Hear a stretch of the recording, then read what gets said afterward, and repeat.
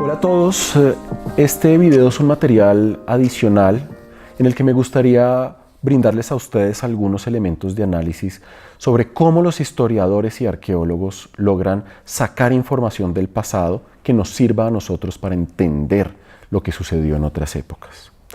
En este caso, en el caso de la Edad Media, hay muchas fuentes a disposición de los historiadores. Una de ellas son las excavaciones arqueológicas en los cementerios del siglo V, VI, VII y VIII en Europa. Los muertos europeos nos dicen mucho sobre esta civilización de la Edad Media que empieza a forjarse en el siglo V.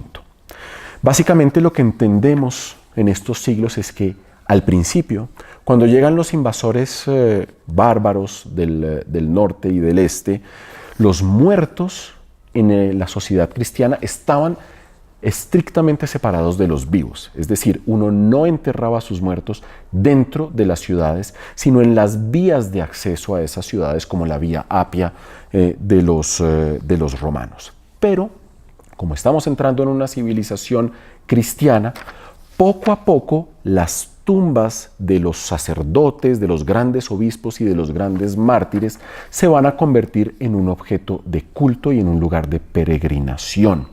Alrededor de esos lugares empiezan a formarse pueblos y muy pronto ciudades, logrando que los muertos empiecen a enterrarse dentro de estas ciudades. Y hay un fenómeno fascinante que podemos estudiar a través de estos cementerios, y es que cada una de estas tumbas nos muestra el nivel de germanización o romanización de una persona. Depende cómo se entierre, uno sabe si la persona es más germana, bárbara, o si es más romana, cristiana, aunque ambas diferencias tienden a converger durante la Edad Media. Las tumbas germanas o los cementerios germanos son aquellos en los que los muertos, como nuestros muertos, están alineados en orden. ¿Sí? Si ustedes van a cualquier cementerio contemporáneo, colombiano, norteamericano, europeo, ustedes van a ver que los muertos están alineados. Normalmente, en los primeros siglos, esos muertos están mirando al norte, donde estaba el epicentro religioso y político de estos bárbaros. Pero muy pronto, con la cristianización y con la romanización de estos pueblos bárbaros, los muertos van a seguir siendo enterrados alineados, pero ahora mirando al este, mirando a Jerusalén, que es el epicentro del cristianismo en esta época. Otro tema interesantísimo: los germanos se entierran armados y con sus joyas. Un romano, primero, no se entierra, sencillamente se crema.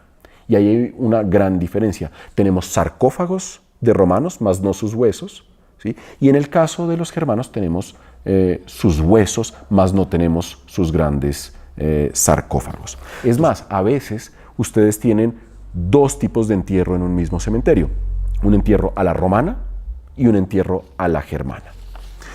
Otro tema importantísimo con estos cementerios es que nos permiten saber el grado de creencia religiosa de cada uno de estos personajes, si son más cristianos o más paganos.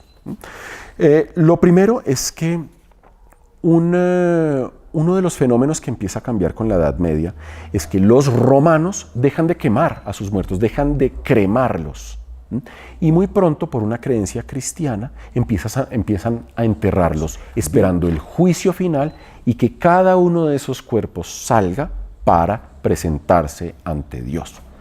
Eso es un claro elemento de cristianización. Sí. Esos cementerios también nos dicen cómo está organizada económicamente y socialmente la sociedad. Uno de los grandes descubrimientos de estos cementerios es que el 50% de los muertos enterrados en el siglo V, VI y VII tienen menos de 20 años. Esta es entonces una sociedad de jóvenes guerreros, y esa va a ser su característica hasta la llegada del Renacimiento. Estos son algunos de los aspectos que podemos entender de los cementerios en la Edad Media. Hay muchas más respuestas que nos dan estos lugares fascinantes que en un principio uno creería que no son tan importantes para el historiador, pero que contienen la memoria de toda una civilización.